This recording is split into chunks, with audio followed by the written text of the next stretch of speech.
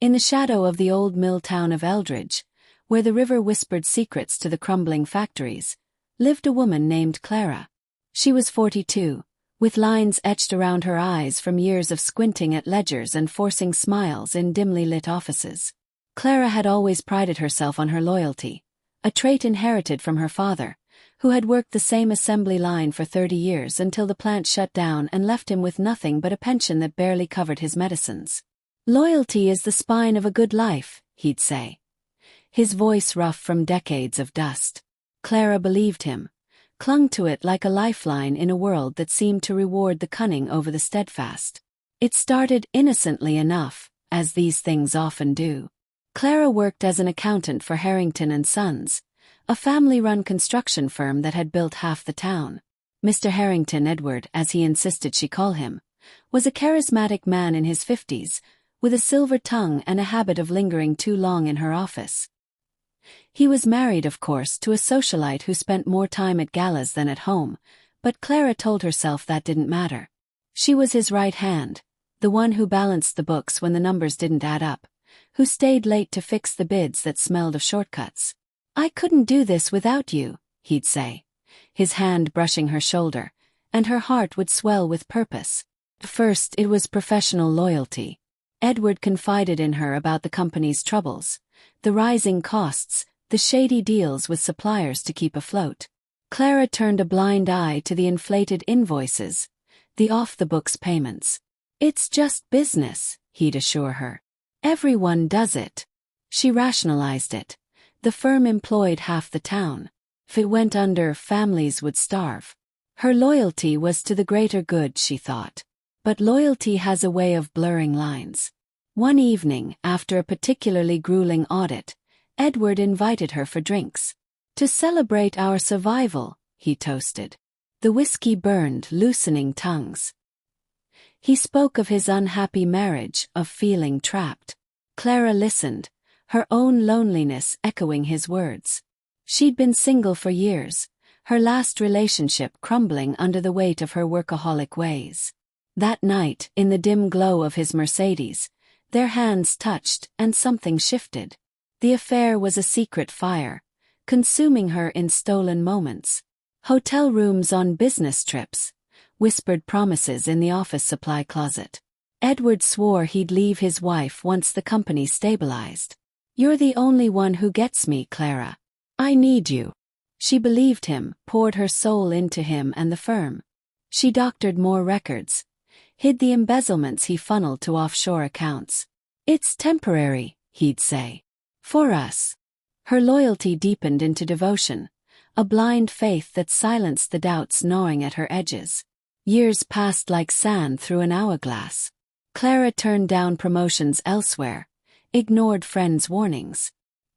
"He's using you," her best friend Marie said over coffee one afternoon. "Open your eyes." But Clara defended him fiercely. "You don't understand. He's building something real." She isolated herself, her world shrinking to Edward and the ledgers that bound them. The crack came slowly, then all at once. It was a rainy Tuesday when the auditors arrived unannounced, federal ones with badges and stern faces. Whispers rippled through the office. Fraud, tax evasion, kickbacks. Clara's stomach churned as they pored over her files, the ones she'd meticulously altered. Edward called her into his office, his face pale. "Deny everything," he hissed. "Say it was a mistake. I'll protect you." She did. In the interrogation room, under fluorescent lights that buzzed like accusations, Clara lied. "Clerical errors," she claimed, her voice steady from practice. But the evidence mounted. Emails, wire transfers, all tracing back to her desk. Edward's lawyers swooped in, painting her as the rogue employee, the one who'd gone off script for personal gain. He testified against her, his eyes avoiding hers across the courtroom. "She acted alone," he said, his voice smooth as ever. The jury believed him. After all, he was Edward Harrington, pillar of the community. Clara was convicted of fraud and embezzlement. 3 years in a minimum security prison. Her life reduced to a number on a jumpsuit. The town gossiped, How could she, they said, forgetting the jobs Harrington and Sons still provided. Edward's wife stood by him at press conferences.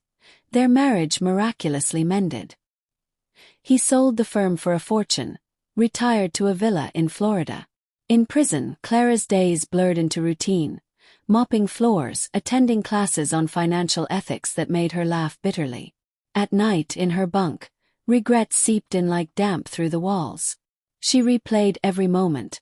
The first lie, the first kiss, the promises that dissolved like smoke. Loyalty, she realized, was a double-edged sword, sharpest when wielded blindly. She'd given her spine to a man without one, bending until she broke. Released on parole after 2 years, Clara returned to Eldridge a ghost. The mill town had changed. New condos where factories once stood, Harrington's name on a park plaque for his contributions. She found work at a diner, flipping burgers for minimum wage. Her accounting skills tainted forever. Marie took her in, no questions asked. You deserved better, her friend said, but Clara knew the truth. She'd chosen poorly.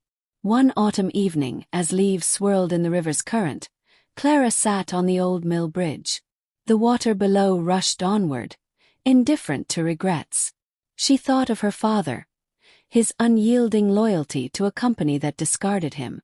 Had he felt this hollow ache? Loyalty, she mused, wasn't the spine of a good life.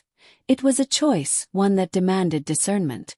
Give it to the undeserving and it becomes a chain, dragging you under. The quiet lesson settled in her bones. True loyalty starts with oneself. Honor your worth, question the whispers, and walk away when the spine you lean on crumbles. In the fading light, Clara stood, the river's secrets her own now, and stepped toward whatever came next, not unbroken but wiser.